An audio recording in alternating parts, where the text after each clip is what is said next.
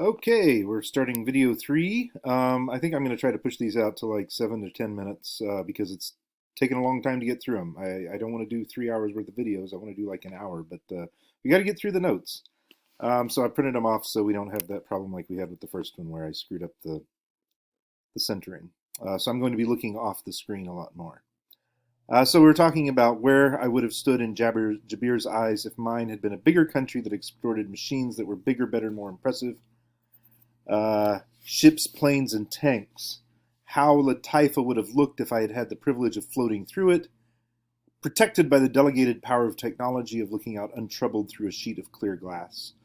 He's talking here, of course, of um, tourists from Europe and the United States, and Japan and China. Just rich people from rich countries where they have very powerful militaries and powerful economies. Um, Floating through it when you're in the air-conditioned tour bus. You pass through the little farming communities on your way from one archaeological site to another, looking out the window at the people doing their manual labor in their fields, and completely separated from them. And he's not that, right? He's from a much poorer country, India, um, and he's an anthropologist, so he's living with them in their homes. Um, the world looks very different when you're a tourist or a business traveler or a member of the military. It's much different than if you're an anthropologist because anthropologists live with the people and share in their daily lives. So one of those things is Ramadan, one full month of fasting from sunup to sundown, including food, water, sex, and cigarettes. People wake before dawn for a snack, and then they go to work and they work all day. At sundown, there's a huge ritual meal with one's family. That happens on the first day of Ramadan, maybe the first couple, 3 days. And the last day is also really big. And in between there, you have, 25 or 28 days where you're just hanging out with your friends. You go over to a friend's house, you go out to a restaurant, um, and you break the fast together. It's different in all different countries. In Morocco, it was a very quiet, peaceful time, very moderated, very low key. Even after sundown. In Egypt, it's like a nonstop party from sunset all the way to 3, 4 in the morning. People just awake, running around. It's like a big carnival. Um, they have these lanterns. This is something I should have done. The Ramadan lanterns. Hold on, it won't take that long. Let's see. Move this down to the corner.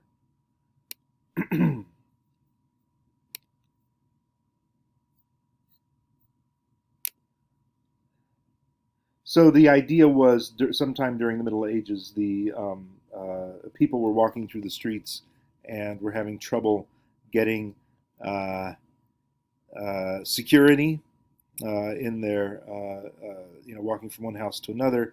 And so somebody had a plan.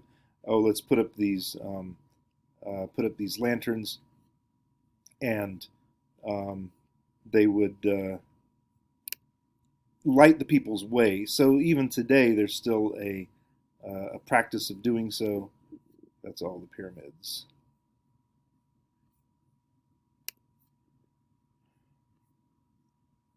Oh my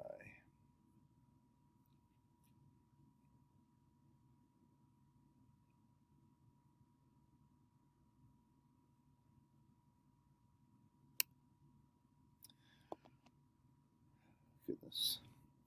Okay, I'll get those to you. I'll get those to you next time. We'll talk about Ramadan again.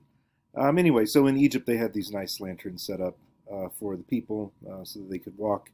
Um, and so today people get out these big Ramadan lanterns um, um, that are electrically lighted, but they're sort of fancy, and the um,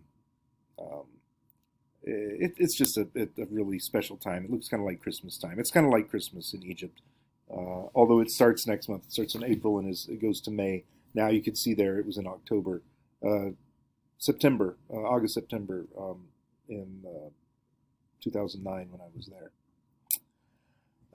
Let's see. Considered a burden. It's considered a burden to do the Ramadan fasting, but it's also a privilege. He says on page 76, to belong to that immense community was a privilege which they had to re-earn every year, and the effort made them doubly conscious of its boundaries. Egypt in the 1700s to 1900s. At that time, Egyptian antiquity was just being discovered.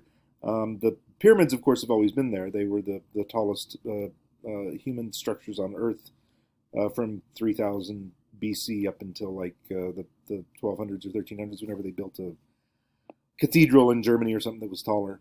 So they were always there, but people didn't really know a lot about them. The Sphinx was covered a lot of the time. These sandstorms cover stuff up. So in 1798, Napoleon's conquest of Egypt was a scientific conquest as well.